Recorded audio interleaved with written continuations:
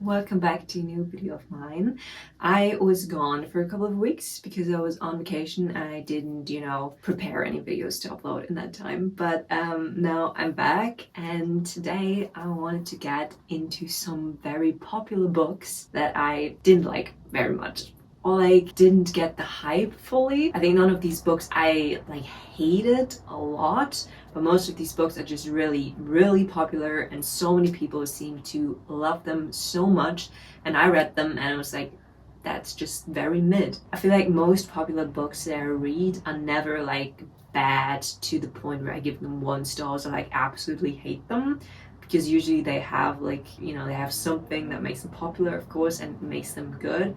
But these ones, I don't know so much. So if you see me on Goodreads rating them 2 or even 3 stars, which is considered not bad, this is just a disclaimer. I did not hate any of these that much, but most of these were just very, very underwhelming to me and I had some issues. So we're gonna start with The Midnight Library. This was very much on hype a couple of years ago and I read it. I actually listened to it as an audiobook, so maybe my opinion is a bit screwed because I feel like usually I like books less when I listen to them as an audiobook. Not because the format audiobook makes books worse, not at all. I fucking love audiobooks. But I sometimes tend to listen to audiobooks on the bus, on the train, and then something catches my attention and I don't listen fully for 5 minutes, and then, it's kind of, I don't care as much as I would if I would, put my whole attention on that book.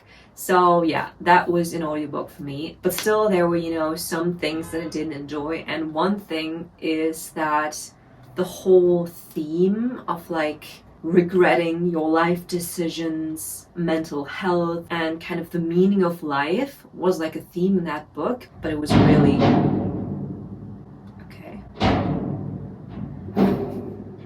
but it was really underdeveloped. And my feeling, I think it was just jumping from so many plots into the next that it was kind of lost on the way, for me at least, and kind of it wasn't fully explored in a way that should have been done. If that is the underlying issue that kickstarts the entire story of the book, then it should have been in some way more discussed or more depth.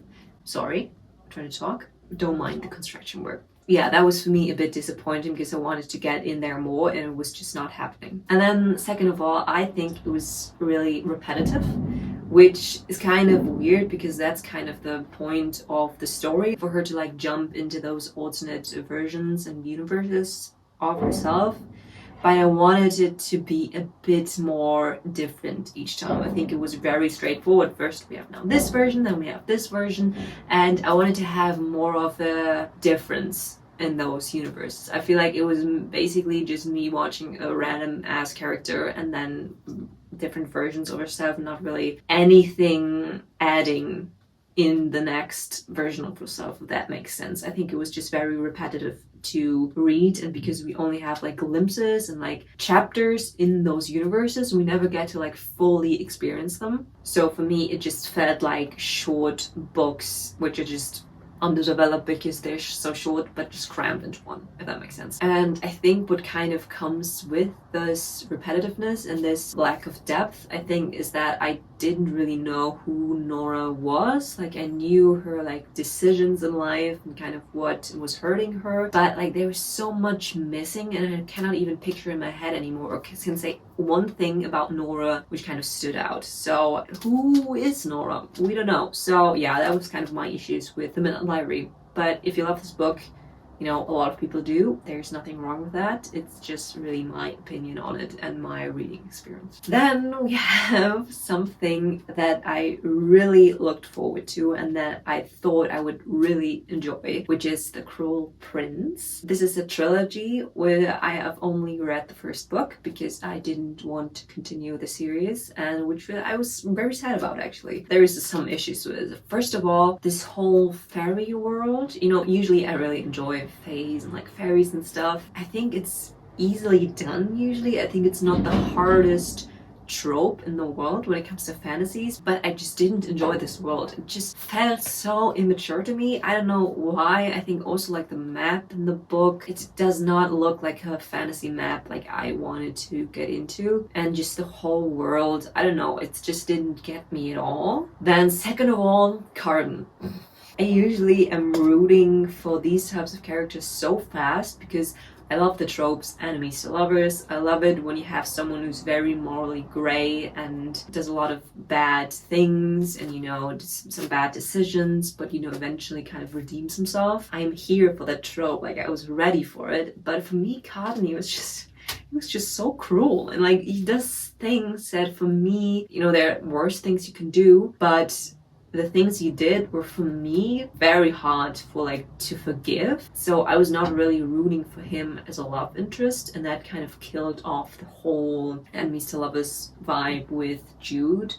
And I think it's really weird because he does things that are not as bad as like murdering something, but if you write it properly, like a morally gray love interest could get away with, you know, murdering someone, and I would still be, oh, but he's so cute, you know?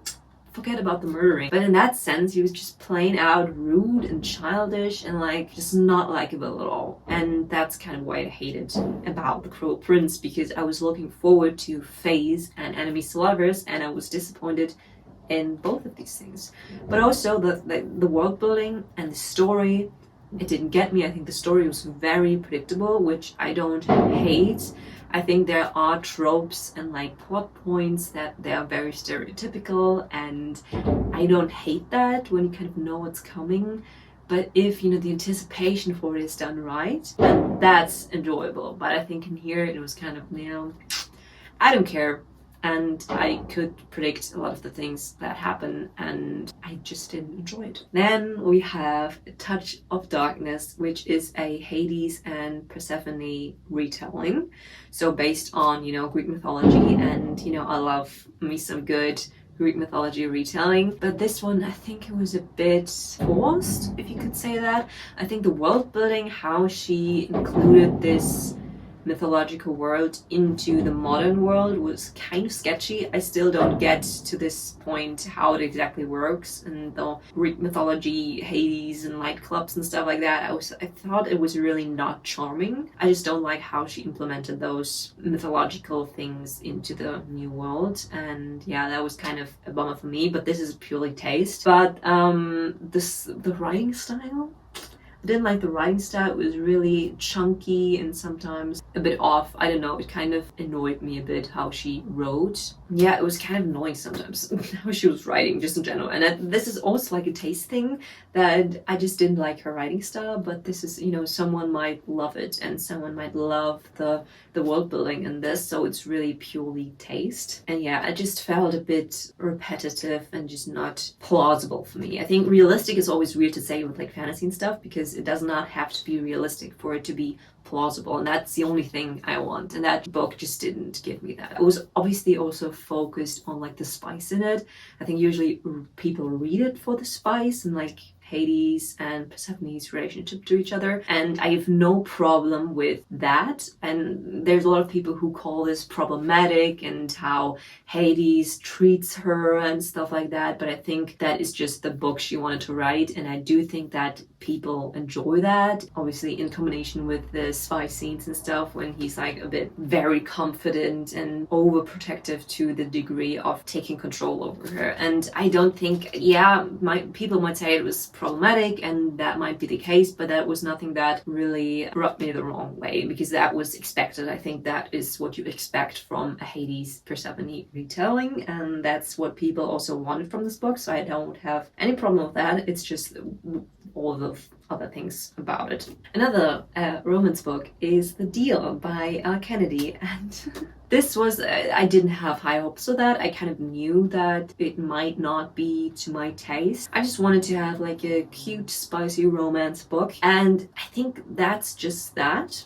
to be honest. It's a bit cute, it's a bit spicy, But it's so cliched. The characters are so stereotypical. The plot is so cliche. It's the typical, the over arrogant jock falls in love with a shy, bookish girl, and they just play their part so well to the point that it's cringeworthy, in my opinion. I don't think that's necessarily wrong. Again, a lot of people will probably read this book because of this, because they know what they get into, they kind of know the plot already and how it's going to turn out, and then I think that's fine. But there's one thing that kind of annoyed me a little bit, which was the theme of sexual assault in this book. That was too easily brushed off, and I think too easily she's suddenly coping with it and it's fine, and I think that was something, if you implement it in the book in the first place, you could, write it out and put more depth into it, or just leave it out from the get-go. So if you put something like this in your book, just not make it like, oh, she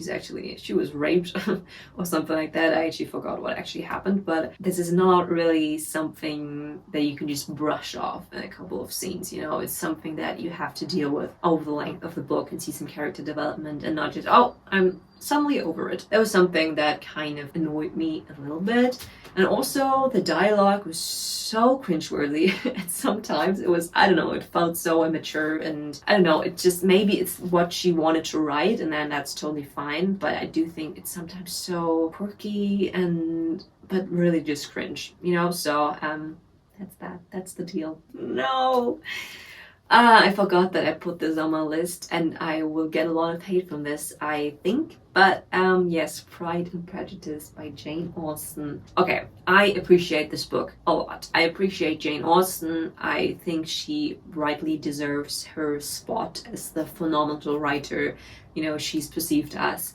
But I just personally didn't enjoy Pride and Prejudice that much. And that might be because it's not my first language. I read it in English, and it's this, not that modern English. It's harder for me to understand. And maybe that also had some effect on how much I liked it, because it wasn't as fluid for me and as a reading experience. But there's some things I just did not like. First of all, the pacing. I think it was so slow, to the extent of like, I'm literally falling asleep reading this book. I think I read this review once that was said like Pride and Prejudice is basically just people going to each other's houses, and that is so accurate. It really is most of the plot, to be honest. But I do think it's, the book is kind of leaning on like lengthy dialogues that had a lot of substance to it, and I think that was very well done. Like, that was superb. But this was kind of not enough for me to stay interested in the book itself, because it had not really a lot of plot points and like action in it. And it's kind of weird to say like, oh, Pride and Prejudice should have more action, or that's basically like saying, oh, 1984 should have more spice in it. That's like, okay, I don't know about that, but it definitely took away from my reading experience, because it was really, I could only read it if I was in a mood for lengthy dialogues and things like that, and it was just so boring at sometimes. And I think there's sometimes this feeling of you cannot say anything bad about classics, because then you feel kind of dumb, because you're not fully seeing what is so great about it, and that's just because you're stupid and everyone knows why it's so great. And I do have that feeling sometimes, but I want to include it in this list, because even though that is such a staple in literature and it's so important for literature, this does still have some flaws for me, at least. That is also not objective, like that is not, oh, it should have more action to be more enjoyable. No, it just was my experience with the book. So yeah, that's that. Don't come at me, please. And also another thing was that the scope of the book was very narrow, I feel like, which is not a bad thing at all, obviously, but it was very much only surrounding on like the social dynamics from the time, and the only topics are basically marriage and class, which is also not a bad thing at all if that's basically the point of the plot, and I don't mind that. But for me, it was sometimes a bit tiring to read about people going to each other's houses, then talk about class and feminism and social structures and marriage and stuff like that. That is fine if that's the book you want to write, but for me it was kind of tiring. That was the only thing happening in all of these pages. So yeah, I'm sorry, Jane Austen. This is actually the only book ever I've read by Jane Austen, and I do want to get into other books of hers because I do think that there are other works with other stories that I would like more, because her writing style is phenomenal. I love that. It's just the topics of the book necessarily. Oh, and last not but least is something that is also very controversial, which is the Shadow and Bone trilogy. So, first of all, I adore Six of Crows, the duology. I adore King of Stars.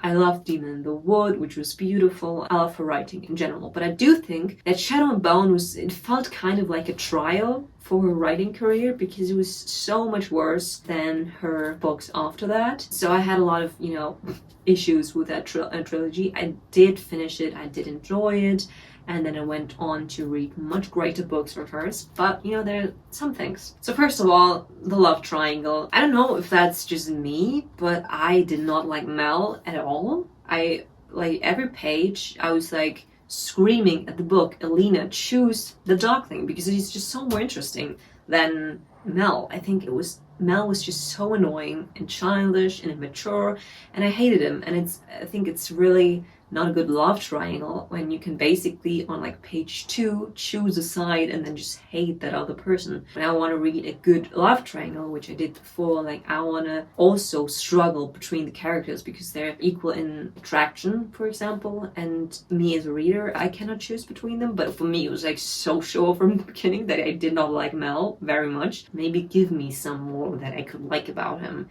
so for it to be actually a good love triangle. And then I think the pacing was at some point a bit off, because I felt like, especially like in the second book, there was some filler material that was not really that important and I didn't really care about, and it felt like it was okay, we have to make the books somehow the same length, so we're gonna put in that and that and that, so it would be a bit longer. And yeah, I just don't like that at all. Yeah, and also with that comes, it is a bit predictable at points, which I don't think that was the case for like her future books, like in the Grishaverse. Those were not predictable at all, I feel like, for me at least. But Shadow and Bone was kind of the typical chosen one trope, and it had just a lot of tropes that were obviously going to somehow work out in the end, so it was kind of predictable at some points. And the Darkling, I loved the Darkling at first, actually, because he was so mysterious and dark, and I just wanted Alina to get with him. But when it was kind of clear that